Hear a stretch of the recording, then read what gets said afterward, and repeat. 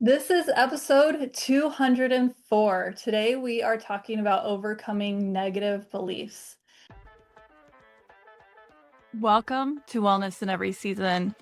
We talk all things wellness to help you align yourself, align with your goals, find balance in your life, and just recalibrate yourself. If you are listening for the first time, welcome. I'm so glad you're here. And let's get started in the rest of the podcast. I have with me Adele Dragon. She has done a bunch of work in this field. She is an award-winning author, thought leader, and internationally recognized expert in personal development, mindset and transformation, and neuroplasticity. So she's my type of person right there. With a deep understanding of behavioral change, she helps individuals break free from self-limiting patterns and rewire their brains for success. Adele's innovative four-step approach, rooted in neuroscience, empowers people to shift their mindset and achieve lasting transformation. She has received numerous accolades, including the Women of Inspiration Customer Experience Award and Top Behavioral Expert of the Year. As a sought-after keynote speaker and trainer, she inspires audiences worldwide to embrace change and unlock their full potential. Adele is the author of Shift: 4 Steps to Personal Empowerment, a best-selling guide to overcoming mental roadblocks and achieving personal breakthroughs. Passionate about guiding people toward a more fulfilling life, she continues to make a profound impact through her coaching and thought leadership. So apparently you love the brain. So do I do. I. There is so much in there, and there is so much that we can overcome with our lives and with our physical health just by working here. So I'm so Yes. excited we're going to be talking about this. Thank you for, where do you want to start with this conversation? Well, let's start with negative beliefs, right? Because so many people face them. Like we get so trapped in thinking we're not good enough or we need to change something before we can go forth. And when we think about the brain, we don't often think about where it's located. Okay. So it's located inside a dark and silent room. There's no touch in there. There's no taste. There's no sound. There's nothing in there but neural impulses that are traveling down these channels. So that means that in order for you to have a belief, such as a negative one, you first need a brain pattern that is capable of having that belief. And when we look at it that way, it changes our whole focus about how we are going to address these beliefs. Because if we're addressing them out there in the world, right? So we have a negative belief like, I'm not fit enough. So we run to the gym and we start exercising, right? Or we have a negative belief such as, I'm not a good enough parent. So we run out and we do parenting classes. And we try and change everything that we're doing in action. And if we're successful there, then hopefully that negative belief goes away. But for some people, it doesn't. That negative belief remains no matter what we do on the outside, correct? So then the other way we might change is, okay, I'll change myself. I'll develop myself personally, and then I'll be able to feel better about myself. So we'll do affirmations or we'll do positive thinking and all of that stuff, trying to change the way that we believe. And that too can sometimes work. And for some people, it doesn't. So let's look at the brain. In order for you to have a negative belief, you first need to have a pattern in your brain that is capable of that belief. The only difference between somebody who believes they're good enough and somebody who believes they aren't is a different brain pattern. That's it. Nothing wrong with the individual. It's just one thinks that way because they have a pattern that thinks that. So that means that if we can start there, then we can address any problem. So I like to say, if anybody has a problem of any kind, it is because they have a pattern that is misaligned with the direction that they want to go in. So as soon as they have a pattern that is taking an action that is not aligned with their goal, they are going to have a problem. And that includes a belief. That includes anything that we set out to do in life. So the first step is to turn inwards and go, what is my pattern? What pattern is causing me to think like this? Rather than, why do I think like this? Or how do I change this thinking? Let's turn inwards first and address the brain. Does that make sense before I go any further? It does. There are so many areas I'll use myself as an example. There are times where I feel like I am running full force, but there's also that part of me that's tripping myself along the way. So Yes. I'm getting in my own way. And I've seen that with people that I coach as well. So totally makes sense. So yeah, those trips that we do, those obstacles we put in front of ourselves, they're the result of brain patterns. So how do we address these brain patterns? Let's just take a common thing that probably everybody faces at some point. I'm not good enough at, and then listener, I want you to fill in the blank. Okay. I'm not good enough at parenting. I'm not good enough at fitness. I'm not good enough at just whatever you would say to yourself. Okay. So let's do a little activity. Instead of thinking that is true, because it may or may not be, okay, I'd like you instead to turn inwards. And I'm going to give you a definition of a brain pattern. You know that your brain is running a pattern when three things come together: physical sensation, emotion, and thought. So that's a sign of a brain pattern. A brain pattern is an intertwined sensation mixed with an emotion, mixed with a thought. So when you say to yourself, I'm not good enough at fill in the blank, you'll notice that something occurs physically in the body. Maybe your stomach contracts. Maybe you get a tension in the throat. Maybe you tear up. You'll notice that there's an emotion that goes along with that. Maybe sad, maybe anger at yourself, maybe anger at the situation, maybe shame. Okay. And then you'll notice that the brain comes in to support that belief. So the thoughts will come in to support that belief. So the thoughts will be things like, oh, yeah, and there's all this evidence over here. And oh, and look what you did yesterday, and all of this stuff to support that brain pattern. All right. So there, I've defined a brain pattern for you.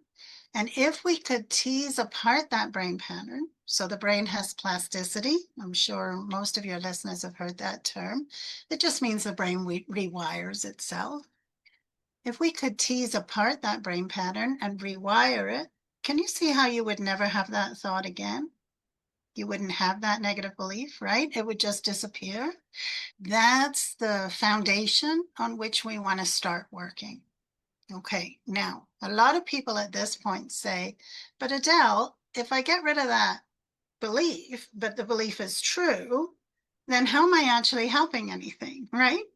Like if I'm really not good at parenting and I need to address that, then how does me changing the belief that I'm not good at parenting address the parenting? Okay, the brain is extremely, extremely creative. Every single person on this planet is creative. Our brain creates solutions. So patterns, I like to say it's patterns all the way down. And so patterns are responsible for, in this case, the parenting style, right? Or responsible for the level of fitness activity. So they've got you into the situation, and new patterns can take you out. So if patterns brought a person to the positioning, then a new pattern can find a solution for them and take them out of that situation. So we still need to address it as a brain pattern. So yeah, it might be true that maybe you don't have enough learning in a particular area and you need more skill. But still starting with the brain and addressing the brain pattern and teasing it apart is the way to go. Because as soon as you tease the part, the brain has to create a new one. So it will never leave a vacuum. It will never leave a void. Okay. So as soon as you remove an underlying pattern, it immediately has to create a new one. And the new one that it creates will bring you a creative solution. Because the brain is always working in your favor. It always actually wants to take you in the direction that you want to go in. It wants you to thrive. And so as soon as you work with it and give it the opportunity to rewire itself, and you've set a goal, and it doesn't have to even be in writing, it can just be an internal goal. I want to be fit this year.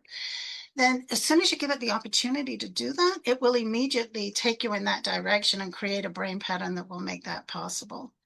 And that's why, again, I like to say that every problem we face is the result of a pattern in our brain.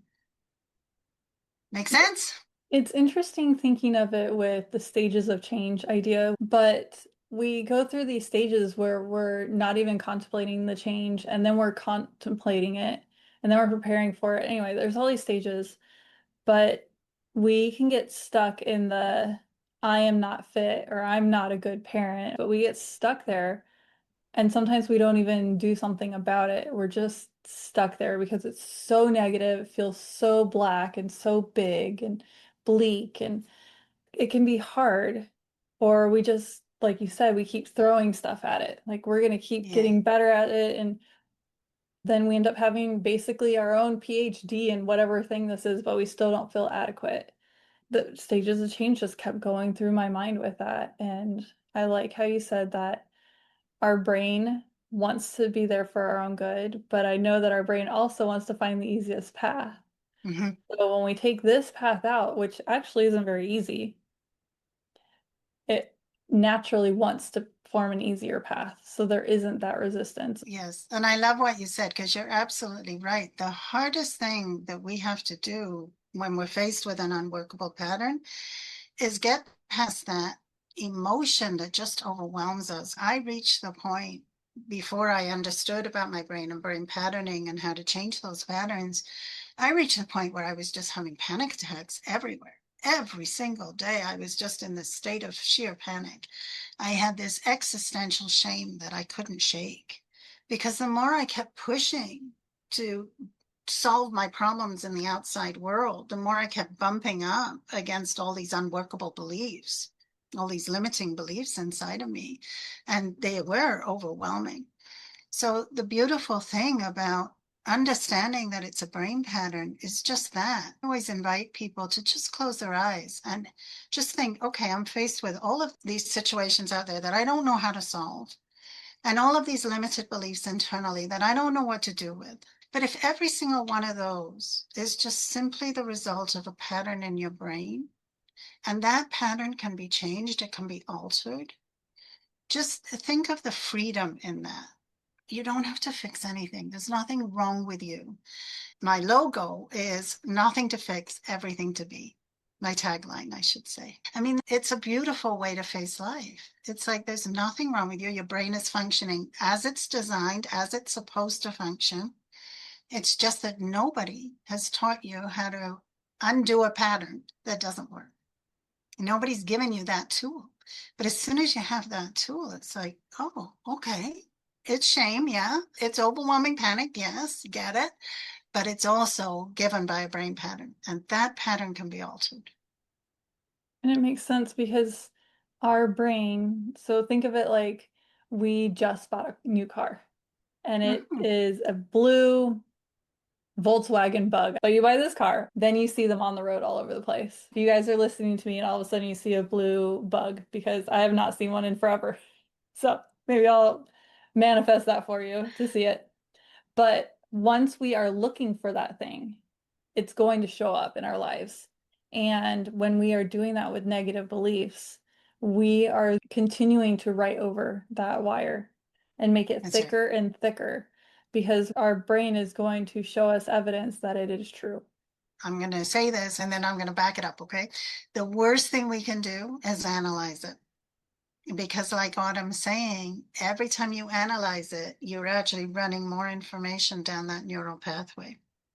Every time you try and talk yourself out of it, every time you try to find evidence why it's not true, every time you find evidence why it's right, every time you try to understand what to do about it and get out of it, you're actually reinforcing that neural pathway over and over again. And so, analysis is a trap. It is a huge trap. But look how rewarded we are in our left brain world when it comes to analyzing. We're all taught, oh, you should analyze that. You should understand why you do that. In fact, you're asked that. Well, why do you do that? So I have an answer for you. If anybody asks you that, the answer is because my brain made me. That's it. Okay. There's no other answer because I have a brain pattern that did that. That's it. Okay. And then start identifying those patterns. So what I teach is a 4-step method, and I'm just going to take your listeners through those 4 steps so they know what to do with a brain pattern that says, I'm not good enough, or it's got this limited belief. So the first step we did, it's identify the pattern, physical sensation, emotion, thought. Second step is you're going to flip the switch. We are so used to thinking that pattern's belief is true. We don't actually stop to think, oh, wait, that might just be a pattern in my brain. I can't actually know if that's true. because all the evidence that I have is given by my own brain's analysis. So the brain inside itself is seeing blue car everywhere, even though right before you never saw a blue car. So your brain is analyzing the very thing that it believes. And of course, it's finding evidence to support it. That's its nature, that's its design. So step two is just to flip the switch. It's like, okay, a pattern created that belief. Like, not me, not the identity, not Autumn, not Adele. A pattern created the belief I'm not good enough, okay? Or I'm limited in some way. Then step three is you're going to tease that apart. It's a step, it's a state of surrender. It sounds harder than it is, okay? You're just going to be a neutral witness, observer of that experience. That's going to tease that pattern apart. And then the brain will create a brand new pattern for you. And you will be moving and rocking and rolling in the direction of your choosing in no time. Now, it takes time to learn the technique, and you're going to be taking the step one step at a time, right? But when you do, it'll surprise you. You'll do something and you'll go, oh my gosh, I didn't know I was even capable of that. Or, oh my gosh, I haven't had that thought, I'm not good enough, and I can't remember when. And it'll just disappear from within you. I remember when I first learned to repattern, and I was talking to you about that existential shame that I felt. So I was using one particular trigger point for me. So we all have triggers, right? Memories, beliefs, things like that. And those are the patterns trigger. So I was using one of these trigger points for me, and it was a memory. And I was actually walking down the street doing it because you can do these 4 steps anywhere. And I was walking down the street and just applying the 4 steps. And suddenly it was like my whole brain just rearranged itself. It's like something in there just went in there and just threw everything up in the air. And then it just came down differently. And I just went, oh my gosh. And I'm looking for that feeling of shame. And it was just gone. And I just burst out laughing. It was such a feeling of freedom and liberation. I just couldn't stop laughing. And I thought, oh, you know what? If I can give this to one other person on the planet, I'm going to give it to them. And so that's when I started teaching this technique. But then I went on and I did it towards my panic attacks, and those disappeared. And then as I'm teaching it, it's not just limited beliefs and things like that. If you have, like, say, money issues, patterns create your relationship to money, right? If you have relationship issues, patterns create your relationship to the other person. So we can use repatterning to really get a grasp on anything that's not working in our lives, because it's just simply a misaligned pattern. You've got a goal that's over here. So you got a goal at step B, and your patterns are at step A, and they can't make that bridge. So all we got to do is change the pattern, and you're immediately crossing the bridge. It makes me think of visualization, how that part can help us get there. So we can see, okay, this is what it will feel like. This is where we want to be. Because that gives us that, okay, this is the path that I need to be on. And getting rid of that belief just helps get you like zoomed in to there. Okay, Yeah. now I'm there. It just, I don't know, that came up for me. Like I can see for my own life and with my own stuff, because as a coach, you know this too, we need to work on our own stuff first. Mm-hmm. We are the first guinea pig to any coaching thing, any tool, anything that we use, because we can only take our clients as far as we've gone and we're willing to go. And if we don't Yeah. want our stuff to show up while we're coaching other people, we need to be really working on ourselves in a very deep level. So it made me think of myself and how I apply this. And it makes sense because I've been stuck in therapy before. And my therapist has said, wow, you are very aware. You're very self-aware. And it's like, cool, but I don't want to be. I want to get to the next part of this. And it took a while to get there. And then once I was finally able to get there and figure out how to rewire those things, it made a huge difference.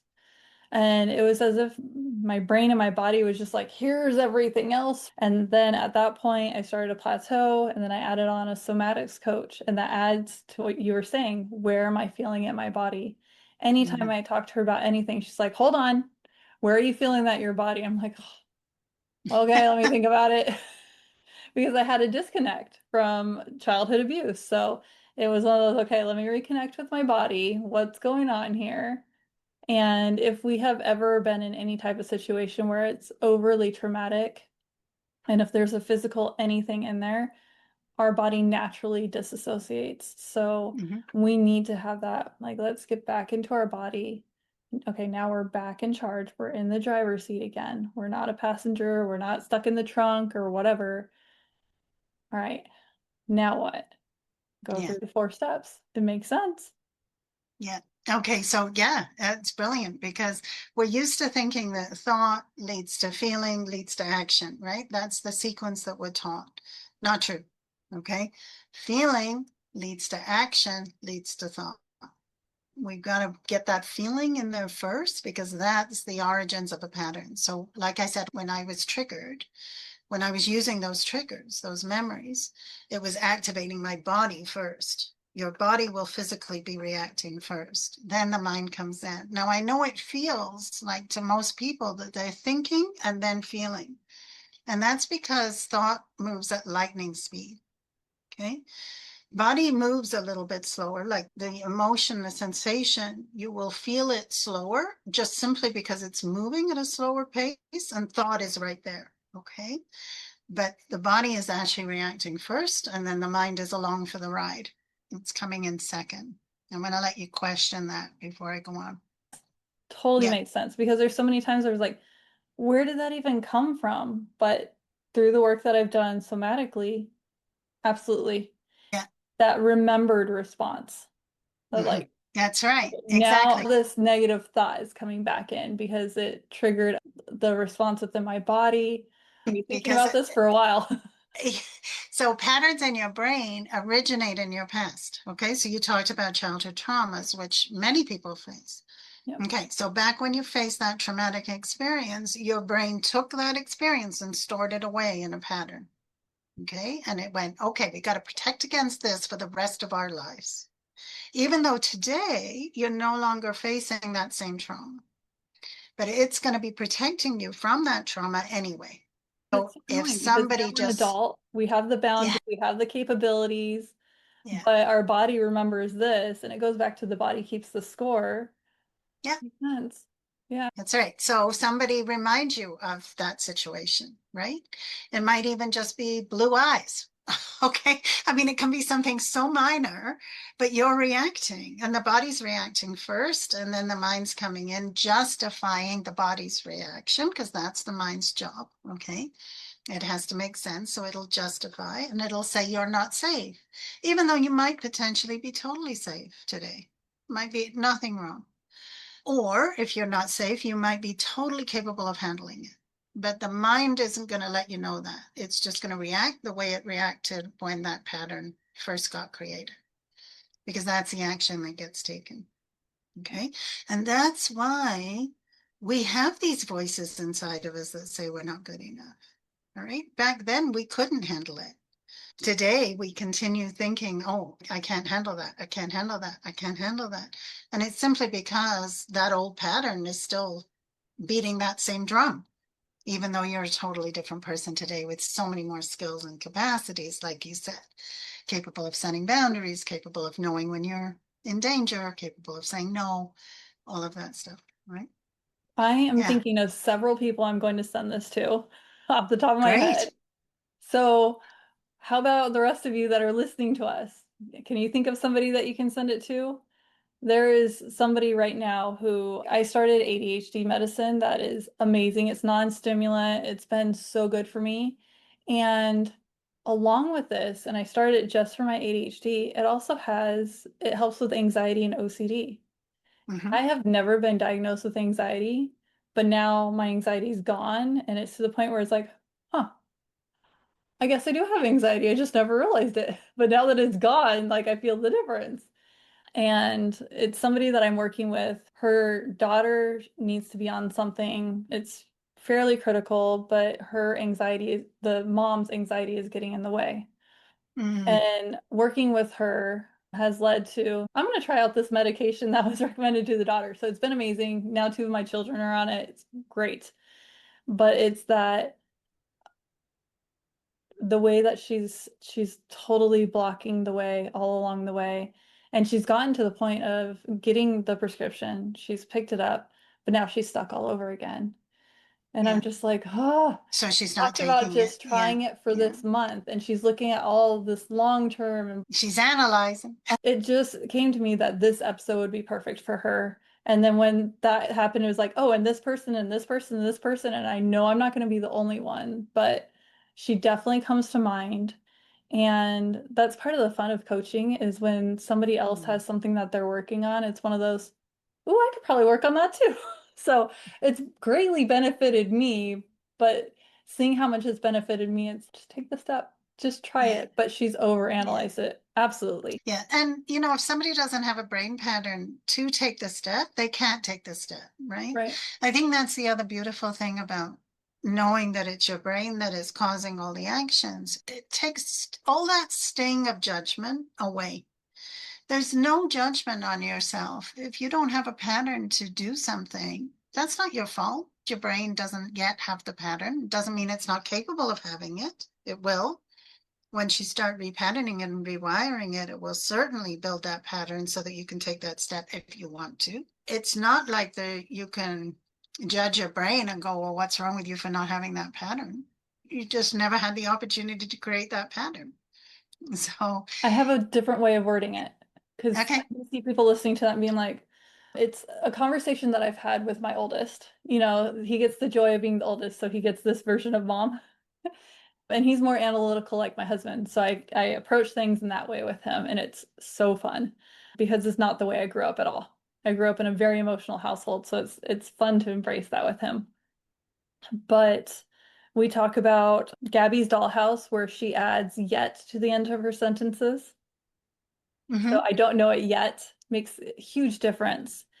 But if we think about children in general, that they can be so upset with themselves that they don't know this thing. And it's like, you just haven't learned it yet. Yeah. It's just Yeah. this next step. We give children the space for this, but we don't do it to ourselves as adults because we should know all the things. We should be this guru. And what? Says who? Yeah. We tell Yeah. ourselves that's our own negative belief because it is Yeah. negative. Yeah. So I just wanted to quickly put that in a different language to give you like just take this worldview and let's just spin it just a little bit. So Mm-hmm. hopefully that helps for people who are getting a little bit stuck where she was because I've been there. So that's why I wanted to quickly jump in.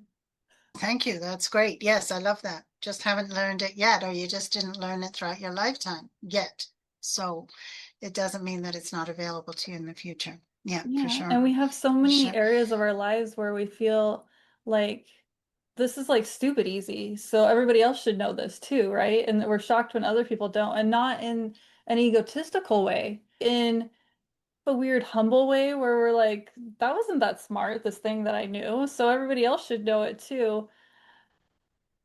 But the thing Yeah. is, we all have learned in our own school of hard knocks. We've all had our own different version of education.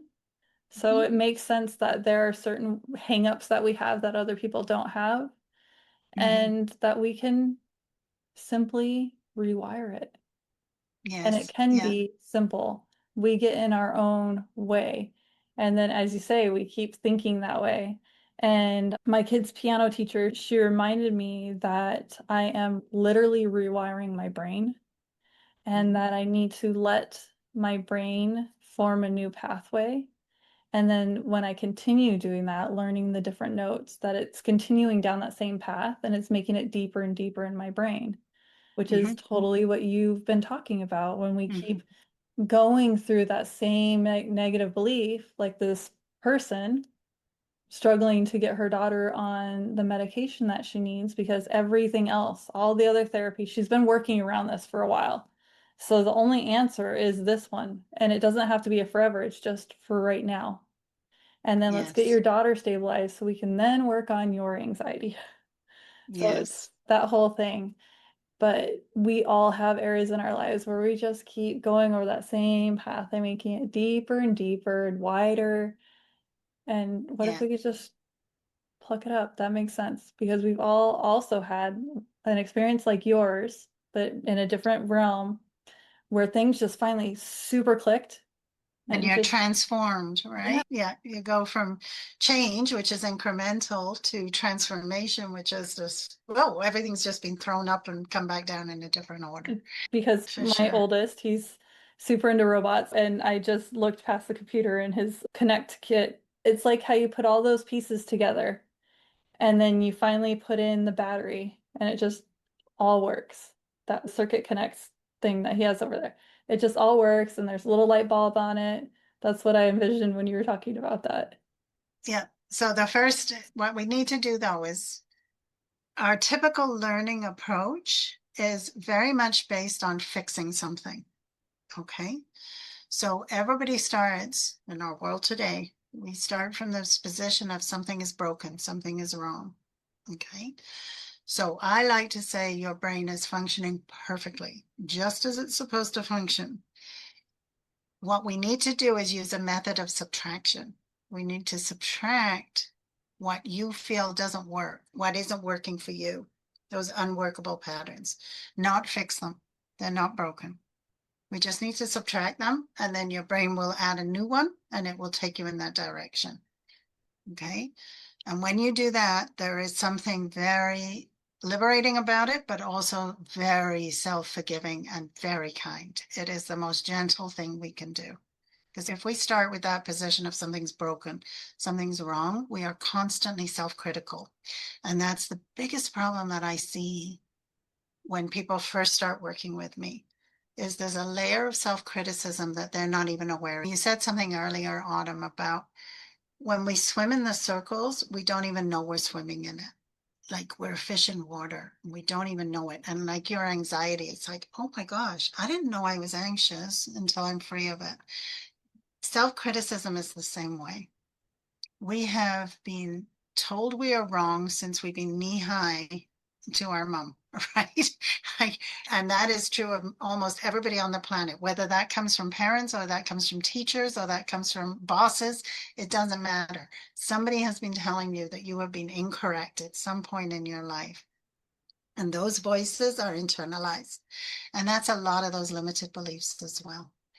So yeah, we need to remove all of those patterns and then you'll see it's like, oh my gosh, there's nothing wrong with me. And there's where the liberation comes in. Oh my goodness. Every childhood version of ourselves needs to hear what you just said. Yeah, because the brain Inner child. functions. And I honestly believe that if we could free everybody from that internal critic, this world will be a safe and happy place, right? Because it's that we keep projecting onto other people, as you know, as a coach, right? Most of our anger and frustration with other people is just simply that internal anger expressed outward. I actually just told somebody that today, No. and it's absolutely true. And even my dad, when he'd be super upset with me and picking at me about something, when I was just being a kid, he would say it's because I'm seeing something in you that I don't like about myself. But of course, I Mm, internalize that of like, great, you don't like something about me. And do. that's why I think I can pick out when somebody is talking negatively about themselves or even thinking negatively because I'm a recovering negative thinker. Yeah, I love what you talked about how nothing is wrong with our brain. And we can back that up for a minute by nothing's wrong with your brain because you are functioning right now. that's right. Look, your heart's beating. Well, you can't look, but feel your heart's beating, your lungs are working. You're not having to think about those things. Hmm. Everything's firing within your body. You are functioning properly. Yeah, It's yeah, this part, yeah. and you can easily do And you've something about that. survived, right? Like every brain pattern is stored away because you survived that moment and it got you to the next moment. And so the brain said, okay, let's keep that one because that's a good one. I survived that. Okay. Yeah. And then, but now, if you don't, if you're not, I mean, I shouldn't say it. Let me If just you no scratch longer something. need it, if you no longer need this belief, No, I was gonna say now you're in a life of survival, but that's not actually true, right? There's some areas of a person's life that thrive, because they have workable patterns, sometimes even optimal patterns in those areas. And then there's other areas where they're just in survival. Okay. And for everybody that's different. Like for some people they excel with money, so they've got workable patterns in that area, but in relationships they're maybe just surviving. Sometimes it's that internal voice, but external they're doing great. Nobody would know, right? They're faking it all the way. But those internal voices is where they feel they're just surviving. So it's not that we just survive everywhere, but patterns are based inside of survival, and your brain is working because you're surviving. That's how you know. Okay. And you can thrive in every single area. You don't have to get stuck anywhere. So, to keep track of your timing, where can we find this book that you mentioned that is on your website where we can do this work within ourselves? And then if we want to take it deeper with you, where we're like, I want to work with you, tell us both those places to find you. Yeah, so just go to the website shift4steps.com. So that's SHIFT, the number 4, steps with an S.com. You can get my free book. You can download it for free there. You can book a call with me for free if you want. There's some free training on there. So yeah, just go there. It'll get you all started. If you want to know more about my thought leadership, then you can go to adelspragan.com. So myname.com. But Perfect. Shift 4 Steps is the place to start. And it sounds like adelspragan.com is also where we go if we want to have you come and give a talk. Yes. Yeah, you can book me in to talk on there too. Yeah. Public speaking. I couldn't think of the word. Brain fog. Thank you so much for this conversation. This was so good. I might actually have my oldest listen to this too. At least Awesome. towards the end when we talked about that part for the inner child, like we all need that. And the way to make parenting easy is that we're constantly correcting our children instead of catching them doing the right thing and pointing that out. We're constantly overcorrecting them. And that does absolutely lead to the negative voice. Mine was my Yeah. parents. It wasn't even my voice. So once I was able to get rid of that, then I found my own voice in there that was negative speaking. And it was so different and it was so much quieter and a totally different tone of voice. The harsh ones were my parents. I don't want that for Yes. my children. So Yes. I will definitely be listening to this again. And I know so many others need this. So I am grateful for your time. And this was an amazing conversation. Oh, you are so welcome. Yes. And I wish every listener out there peace and happiness and joy and thriving. Thank you so much for listening to this episode. I hope that you found the answers that you needed and you had some amazing aha moments. Please share this episode with others because it helps us align ourselves and then better align the world so that we can seek the healing that we really are looking for. As part of the legal language, I am a certified life coach with a bachelor's in applied health. That is what I am leaning on for this. This is general advice. Take it as such. See you in the next episode.